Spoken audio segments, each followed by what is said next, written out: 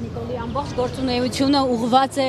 հայ ազգի ոչնչացմանը եւ Հայաստանին պարզապես կուտեղի վրա Թուրքիային մատուցմանը։ Ինքը այստեղ գործում է որպես Թուրքիայի դեսպան եւ իրականացնում է ամբողջությամբ նրանց շահերը։ Եթե 100 տարի առաջ Թուրքիան որոշեց ֆիզիկապես բնաջնջել հայերին եւ դա նրան չհաջողվեց, որովհետեւ մենք այսինքն հաջողվեց որոշ չափով չհաջողվեց ազգը վերացնել, ապա հիմա նա էլ ավելի հմուտ միջոց գործադրելով այստեղ է ուղարկել մեկին, ով ոչնչացնում է մեր ազգային արժեքները, մեր կրթությունը, մեր պատմությունը կտրում է մեզ ամբողջ արմատներից եւ վերջապես հարվածում է մեր սուրբ հայ առաքելական եկեղեցուն վերջնականապես կործանելով հայ ազգը։ Եվ ես ուզում եմ հարցնել, ինչպես ենք մենք լռում։ Նա նվաստացնում եւ ստորացնում է հայ ազգի յուրաքանչյուր ներկայացուցիչին, ձեր ծնողներին, ձեր զավակներին, ձեր քույր եղբայրներին։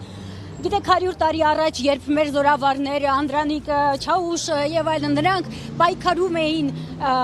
սոված լինելով նրանք հավաքում էին դրամներ, տալիս էին քրդերին, որպեսզի քրդերը գտնեն որփուկներին ցեղասպանությունից մազապուրս, հավաքում էին իրենց փեշիտակ եւ կրթում էին նրանց, փոխանցում մեր հավատքը, մեր արժեքները, ազգային ոգին, որպեսզի հայ ազգը վերընձյուղվի վերջապես։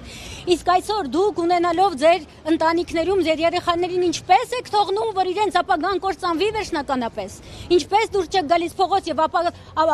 պայքարում նրանց ապագայի համար։ Բոլորը մտածում են, որ կգնան այլ երկիր, բայց այլ երկրում ոչ ոք չի կարող լինել երջանիկ, որովհետև մեր արմատները այստեղ են, իսկ եթե ծառից իր արմատները կտրում են, այն միանշանակ չորանում է։ Հիմա ուզում է իր դեսպանը մտնել ներս, թույլ չտվեցին դժոխքի դեսպանին։ Դժոխքի դեսպանին թույլ չտվեցին, բայց դժոխքի դեսպանը իրականում սա սիմվոլիկ է։ Դեսպան կխնդրենք այստեղ շուռ գալ։